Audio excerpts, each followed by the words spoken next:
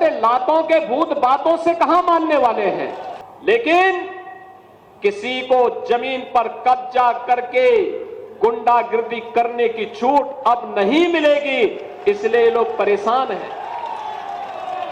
आप याद करिए 2017 के पहले के उत्तर प्रदेश को, हर दूसरे तीसरे दिन दंगा होता था। बहनों और भाइयों, इन दंगाइयों का उपचार ही डंडा है, बिना डंडे के मानेंगे नहीं।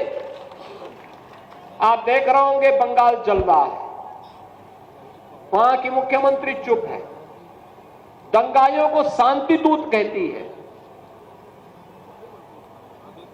अरे लातों के भूत बातों से कहां मानने वाले हैं। लेकिन सेकुलरिज्म के नाम पर इन लोगों ने दंगाइयों को दंगा करने की पूरी छूट दे रखी है। पूरा मुर्शिदाबाद पिछले एक सप्ताह से चल रहा है, सरकार मौन है। बहनों और भाइयों, इस प्रकार की अराजकता पे लगाम लगनी चाहिए और मैं धन्यवाद दूंगा इस बात के लिए वहां की माननीय न्यायालय को, जिन्होंने वहां पर केंद्रीय बलों की तैनाती करके वहां के अल्पसंख्यक हिंदुओं की सुरक्षा की व्यवस्था करने के लिए कदम उठाया है और आज केंद्रीय बल वहां पर तैनात है। आपने वहां की पीड़ा सुनी होगी। सब लोग मौन है, कांग्रेस मौन है मुर्शिदाबाद के दंगों पर, कांग्रेस मौन है, समाजवादी पार्टी मौन है, टीएमसी मौन है। वे धमकी पे धमकी दिए जा रहे हैं, समर्थन कर रहे हैं। बांग्लादेश के अंदर जो हुआ था उसका समर्थन कर रहे हैं बड़ी बेशर्मी के साथ। अगर उन्हें बांग्लादेश अच्छा लगता है तो उनको बांग्लादेश ही जाना चाहिए। क्यों भारत की धरती पर बोझा बने हुए हो, क्यों भारत की धरती पे बोझा बने हुए हो। हम आभारी हैं प्रधानमंत्री मोदी जी के और गृह मंत्री अमित शाह जी के, जिन्होंने वक्फ संशोधन अधिनियम को पारित करके गरीबों की जमीनों पर और सार्वजनिक जमीनों पर पड़ने वाली डकैती पर लगाम लगाने का काम इस अधिनियम संशोधन अधिनियम के माध्यम से पारित किया है। अब ये जमीन जो वापस आएगी, बहनों और भाइयों, इसमें हॉस्पिटल बनेंगे, इनमें गरीबों के लिए मकान बनेंगे, हाई राइज बिल्डिंग बनेगी, यहां पर स्कूल बनेंगे, विश्वविद्यालय बनेंगे, निवेश के लिए लैंड बैंक बनेगा।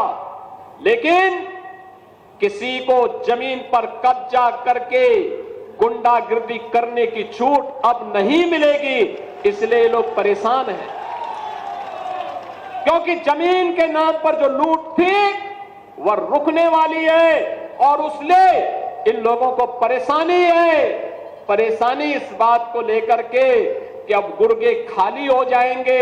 तो पहले जो जनता को लूटते थे, इनको अब भय है कि इनके द्वारा पाले गए गुर्गे कहीं भस्मासुर हुए तो कहीं अब इन्हीं को न लूटने लग जाएं।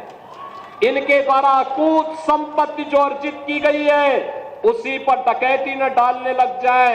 इसलिए उस भय के कारण ये वक्फ के नाम पर जनता को बेवकूफ बनाने का काम कर रहे हैं, जनता की आंखों में धूल झोंकने का काम कर रहे हैं, गुमराह करने का काम कर रहे हैं। लेकिन गुमराह होने की आवश्यकता नहीं। हमें देश के संविधान पर, बाबा साहब भीमराव अंबेडकर के द्वारा बनाए गए संविधान पर विश्वास करना है, विकास की प्रक्रिया के साथ जुड़ना है और विकास की प्रक्रिया का ही परिणाम है। मैं देख रहा था हरदोई के अंदर, हरदोई जनपद में प्रधानमंत्री आवास योजना और मुख्यमंत्री आवास योजना में 1,15,000 परिवारों को एक एक आवास प्राप्त हुआ है। अनुमान करिए इतने गरीब परिवारों को इससे पहले की सरकारें क्या कर रही थी 75 वर्षों तक, 70-75 वर्षों तक कर क्या रहे थे। लेकिन गरीब को आवास नहीं दे पाए थे, शौचालय नहीं दे पाए थे, उनको कोई सुविधा नहीं दे पाए थे। आयुष्मान का कार्ड मैं भी देख रहा था, आयुष्मान का कार्ड जब मिल रहा था उत्तर प्रदेश के अंदर 10 करोड़ लोग आयुष्मान भारत की सुविधा का लाभ ले रहे हैं। और मैं भी देख रहा था एक बहन जी को, जब उन्हें आयुष्मान का कार्ड मिला, उनके चेहरे पर एक नई चमक थी कि अगर कभी दुर्भाग्य से कोई बीमार हुआ परिवार में, ये कार्ड उसमें उनका संबल बनेगा। लेकिन इससे पहले क्या कर रहे थे? पिछली सरकारें कर क्या रही थी? क्या कांग्रेस कर रही थी 60 वर्षों तक? क्या समाजवादी पार्टी कर रही थी जब कई बार उन्हें सरकार बनाने का अवसर प्राप्त हुआ?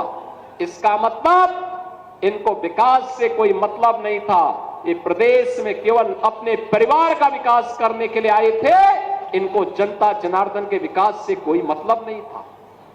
और आज